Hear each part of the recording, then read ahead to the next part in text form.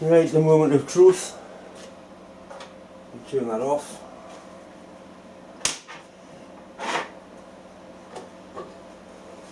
That goes onto there like that.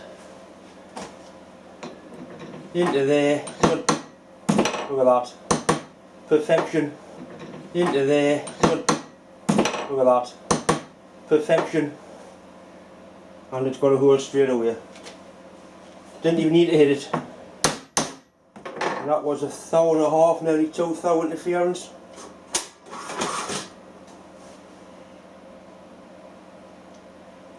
Dog's bollocks.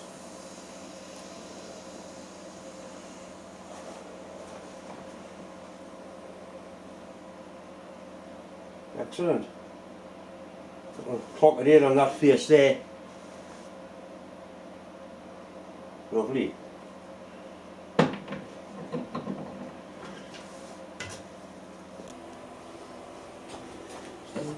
Put a big chuck.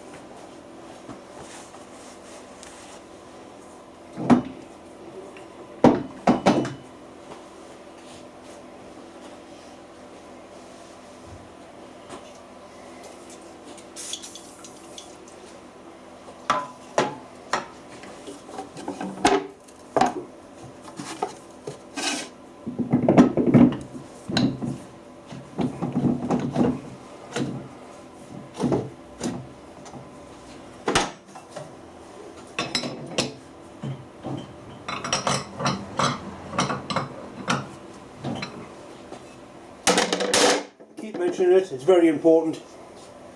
There's nothing gets up my nose worse than seeing marks on beds caused by clumsy bastards dropping chucks. There's no need for it. Right, it's time to set it back up again.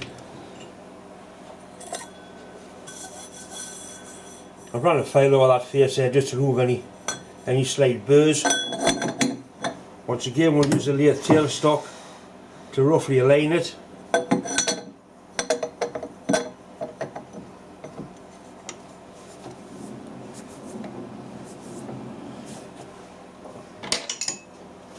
Just a little nip on each one of these, being careful not to damage the pulley.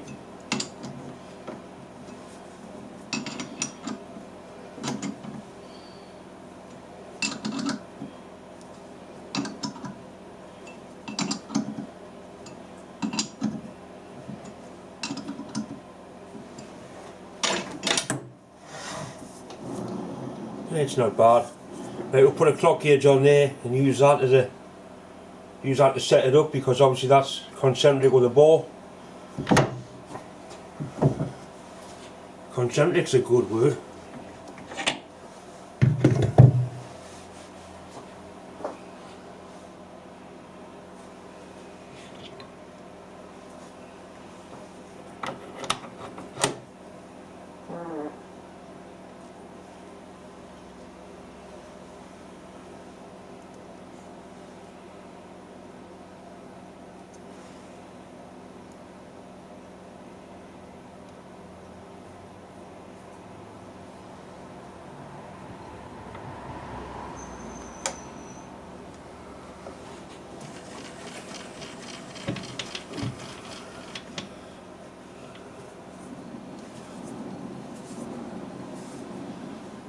I'll try and lift the camera so you can get a better shot of that clock gauge. It's very hard to video a clock gauge.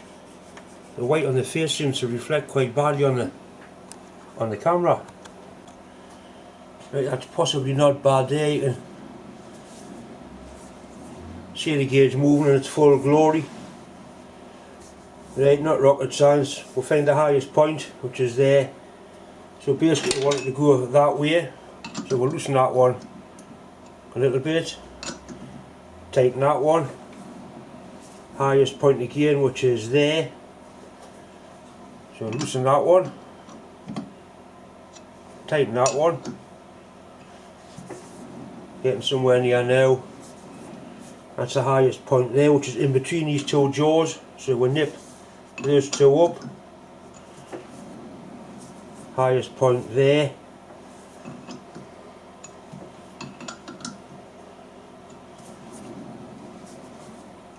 High point there.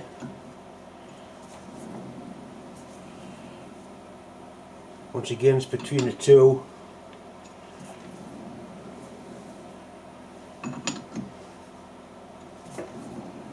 Getting near now.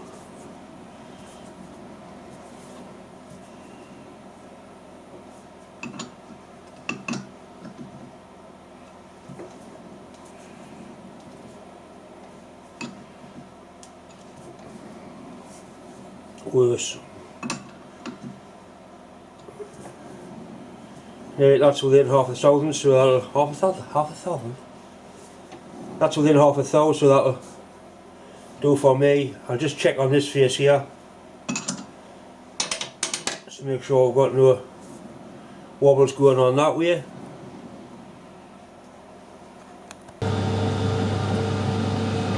Right, we've got it run nice and true, as you can see.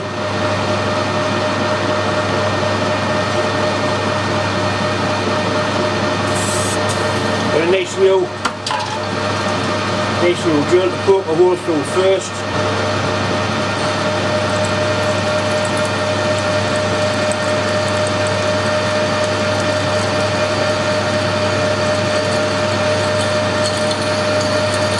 The hole I want's 5/8, so I'll go out to 1/2 inch with drills and then we'll bore it from there.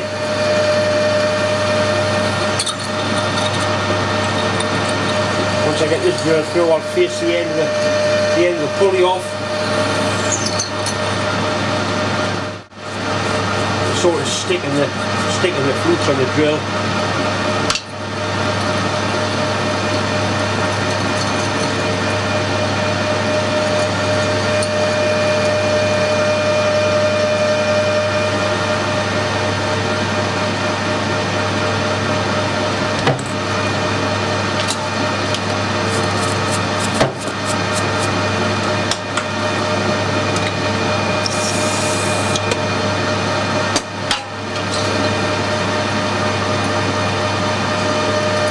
That's it through.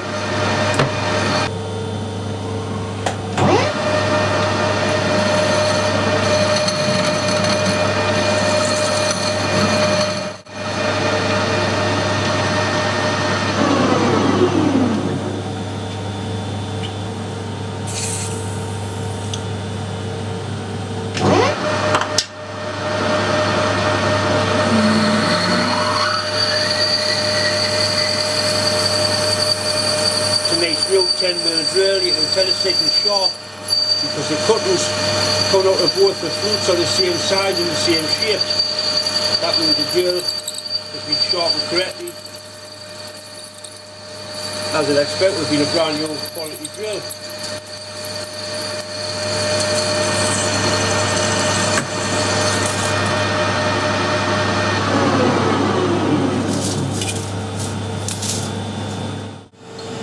I've got a 9/16 drill here, put that through and then we'll bore to our size after that.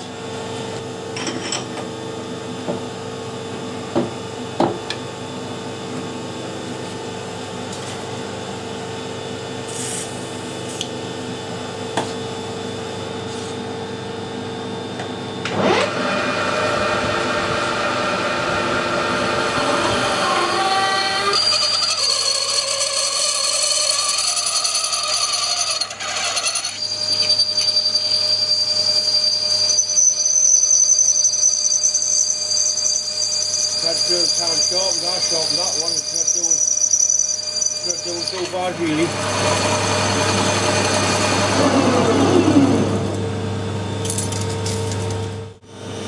I've measured the shaft on the motor, and the shaft on the motor measures 624, which is 1/1000 under 5/8 of an inch. I've got a milling cutter here with a 5/8 shank. If I measure that, that also measures 1/1000 under on this make. I measure the threads. The threads are 3/1000 under. So if I use this as a gauge to bore it, I know once the threads fit in, I'm within 3/1000 of being the right size. I don't have to do this again, so I'm going to take my time and make sure I get it to be a good fit. So once that's a nice sliding fit on that shaft there, it'll fit the motor. I was going to turn a dummy shaft, and I thought, well, 5/8 is a proper size, and that's what size the shank is on that cutter. Not quite a full thou under 5/8, and the threads are 3/1000 under 5/8, so I've got to, that's a gauge I would have made anyway, a go and no go gauge. That goes, that doesn't go, well, very near the size.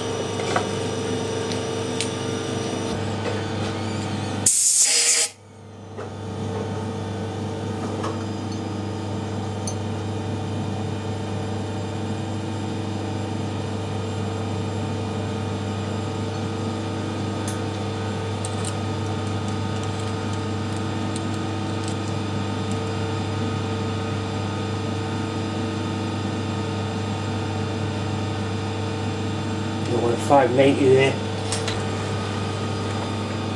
Just using the same cutter I used to bore the pulley because we had quite a good result with it.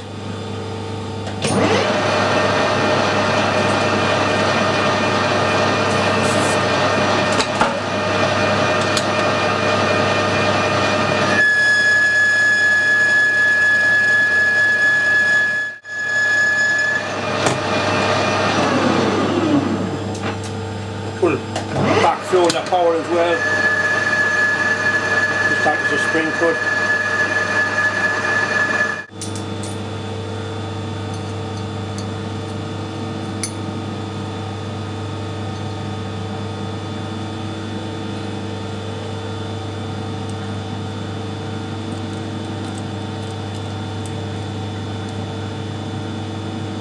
Right, we're at 604 now, so 1/10 thou.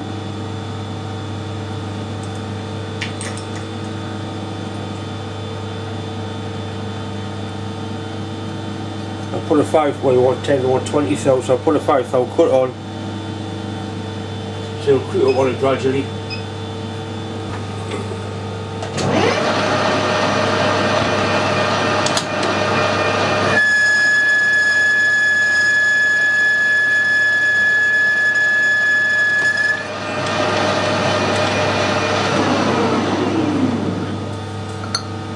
Still safe.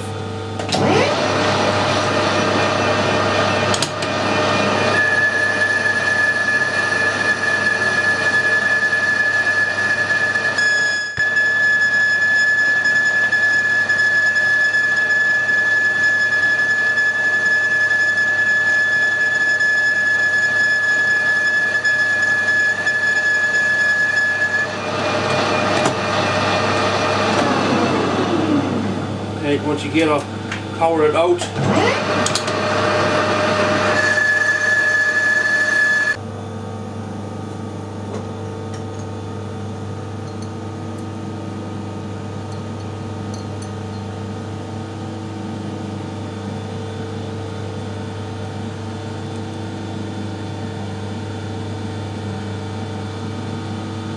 That's at 623, so it's all but there. The threads fit in but the shank doesn't. What I'll do, I'll put one more cut through on exactly the same setting.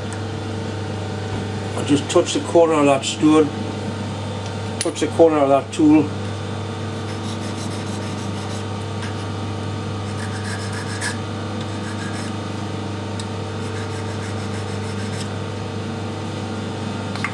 Once again, throw in the same setting both ways, just to take any spring and all out of it.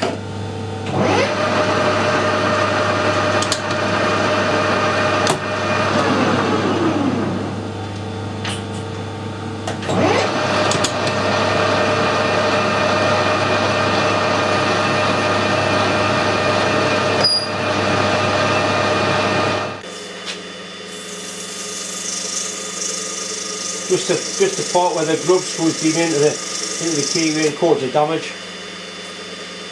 It won't take a great lot.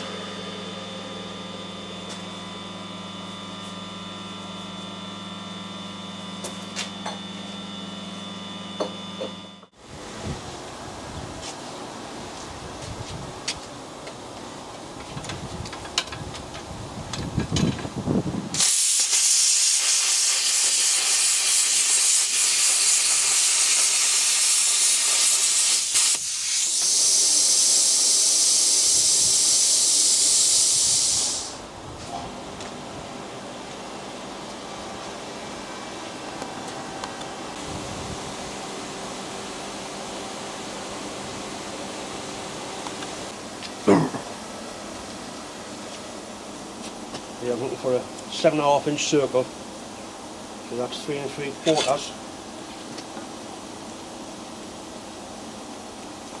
in the centre of the magnet.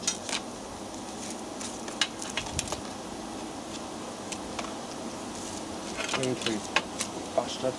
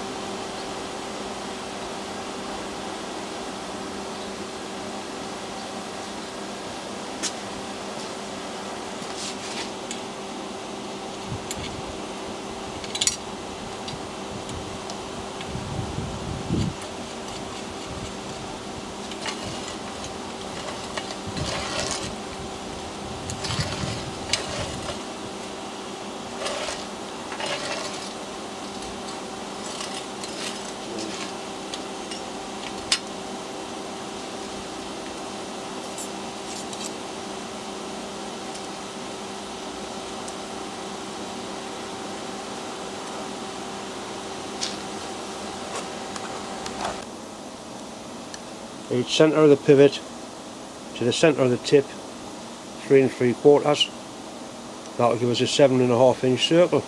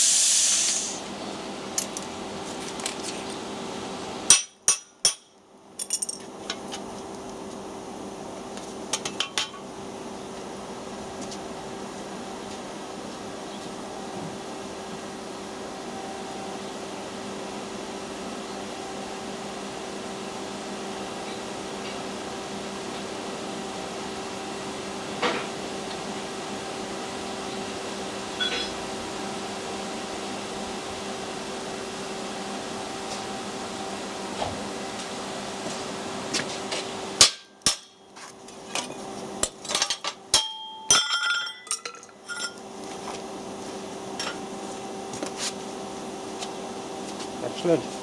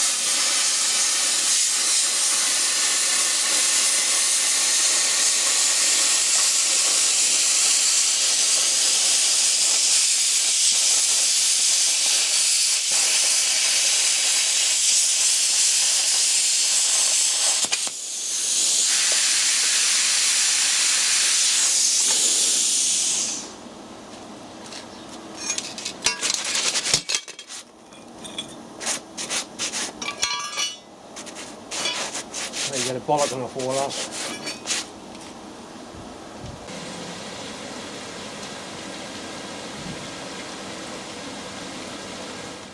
I did a video last week where I did some cooking. I cooked leek mince and dumplings. It was basically for one of the lads at work. It's had nearly 5,000 views. It's done very well. So if I get time, I'll do another one.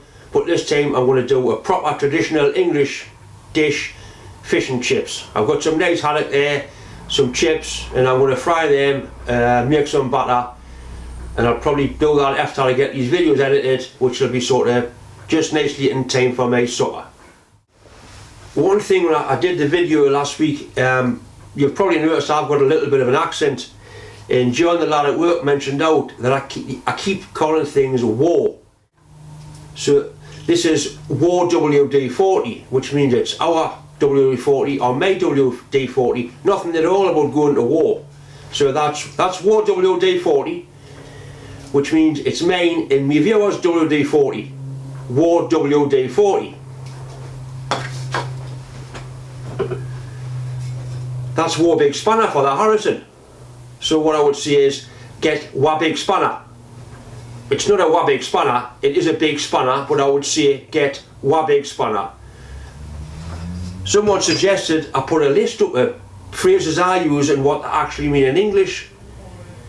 Well, honestly I don't know what some of them mean myself. I'd just like to say once again, thanks very much for watching, subscribing, clicking the like button, and all the well wishes that are still coming in towards Deb, my wife. Thanks very much.